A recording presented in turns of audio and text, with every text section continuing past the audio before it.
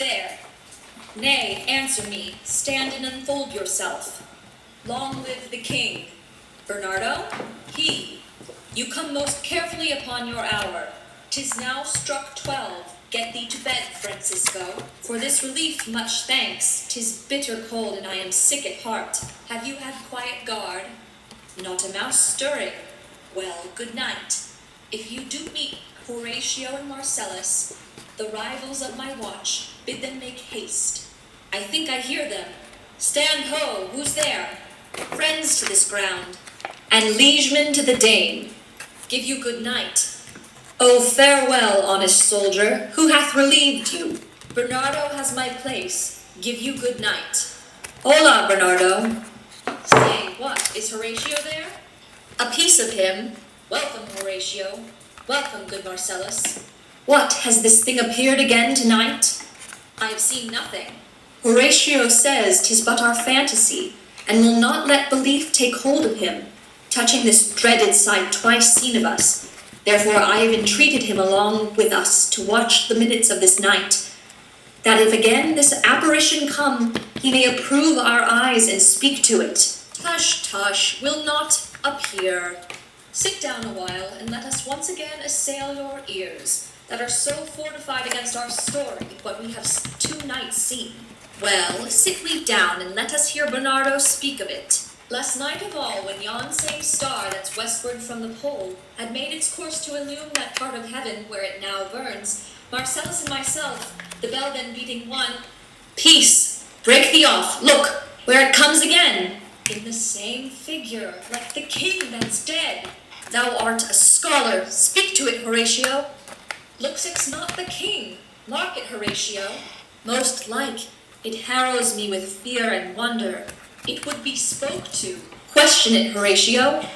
Why art thou that usurped this time of night, together with that fair and warlike form in which the majesty of buried Denmark did sometimes march? By heaven, I charge thee, speak. It is offended. See, it stalks away. Stay, speak, speak, I charge thee, speak. 'Tis gone and will not answer. How now, Horatio, you tremble and look pale.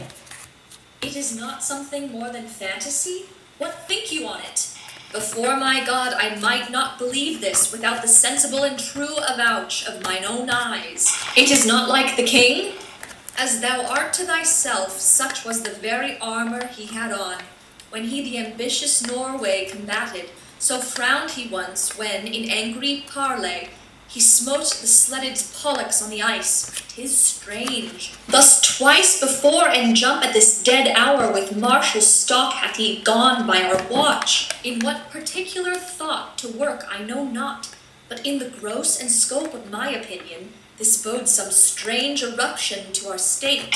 Good now, sit down and tell me that he knows. Why this same strict and most observant watch so nightly toils the subject of the land, and why such daily cast of brazen cannon and foreign mart for implements of war, why such impress of shipwrights whose sore task does not divide the Sunday from the week, that might be toward that this sweaty haste doth make the night joint laborer with the day.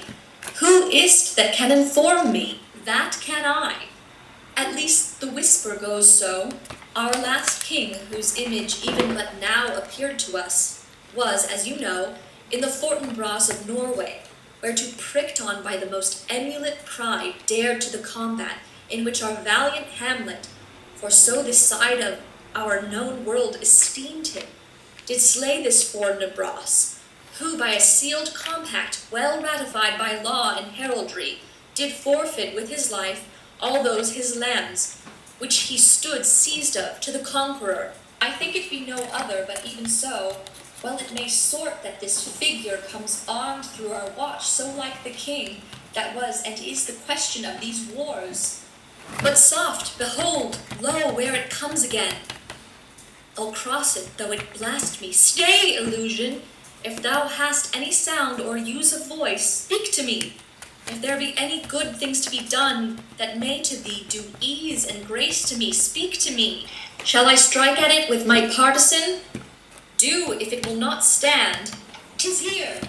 'Tis here! 'Tis gone! We do it wrong, being so majestical to offer it the show of violence, for it is as the air invulnerable, and our vain blows malicious mockery.